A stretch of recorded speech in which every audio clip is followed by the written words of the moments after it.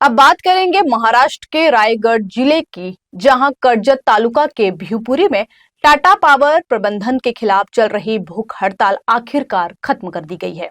अजित पवार गुट के रायगढ़ जिला अध्यक्ष सुधाकर घारे और उद्धव बालासाहेब ठाकरे पार्टी शिवसेना के उप जिला अध्यक्ष नितिन सावंत के नेतृत्व में चल रही भूख हड़ताल की मांगों को कंपनी प्रशासन द्वारा स्वीकार किए जाने के बाद यह निर्णय लिया गया। इस मौके पर बड़ी संख्या में स्थानीय लोग और कार्यकर्ता अनशन स्थल पर आए और अनशन का समर्थन किया। पिछले 12 घंटे से चल रही भूख हड़ताल के बाद कंपनी प्रबंधन की ओर से मांगे मानने के बाद अनशनकारियों ने भूख हड़ताल स्थगित कर दी है।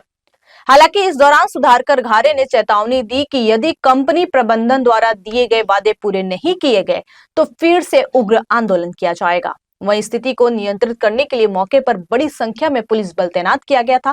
ताकि किसी तरह की अप्रिय घटना न हो। टाटा पॉवर कंपनीच्या विरुद्ध स्थानिकांना न्याय मिळण्यासाठी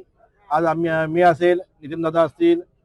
आमचे शेतकरी कामगार पक्षाचे ज्येष्ठ नेते मते साहेब असतील आणि राष्ट्रवादी काँग्रेस पार्टीचे माजी समाज कल्याण सभापती नारायणजी डाबसे असतील, आम्ही चौघांनी मिळून आज टाटा कंपनीच्या बाहेर आमरण उपोषण करण्याचं ठरवलं होतं। सकाळपासून आम्ही 11 वाजल्यापासून उपोषणाला बसलो होतो आणि खऱ्या अर्थाने टाटा कंपनीला जाब विचारण्यासाठी आम्ही सगळेजण हे उपोषण घेतलं होतं। त्यामध्ये आमच्या स्थानिकांना रोजगार मिळाला पाहिजे, स्थानिकांना काम धंदे मिळाले पाहिजेत आणि कंपनीकडून होत असलेला अन्याय, स्थानिकांच्यावर होत असलेला अन्याय आणि त्यांच्या ब्लास्टिंगमुळे त्यांच्या घरावर होत असलेले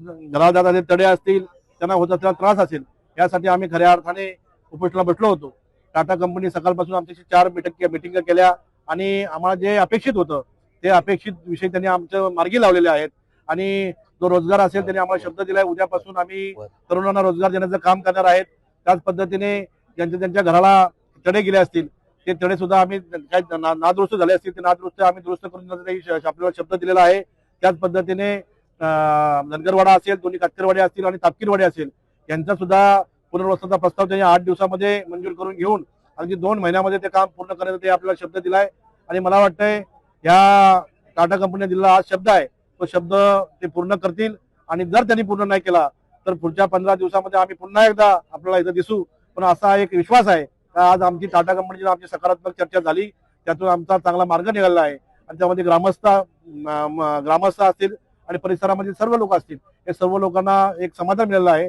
त्यामुळे आज आम्ही आमचं आव्हान थांबवलेलं आहे। कंपनीच्या ब्लास्टिंगमुळे होत असलेल्या या तापकीरवाडे असेल, धनगरवाडा असेल, आदिवासी वाडे असतील, यांच्या घरांचे पत्रे फुटणे, घराला तडा जाणे आणि त्यांच्या त्या ब्लास्टिंगमुळे त्यांना त्या केमिकलचा वास येणे, त्यामुळे होत असलेल्या नागरिकांना त्रास, या त्रासाला कंटाळलेली जी जनता आहे या जनतेचा आक्रोश बघून आम्ही खऱ्या अर्थाने आम्ही उपोषणाला बसलो होतो आणि हे 4ही विषय मार्गी लावण्याचा शब्द आम्हाला कंपनी प्रशासनाने दिलेला आहे आणि 2 महिन्याच्या आतमध्ये त्या अगदी तुमचं पुनर्वसन करण्याचा आम्हाला शब्द दिलाय आणि ते करतील असा आम्हाला विश्वास आहे।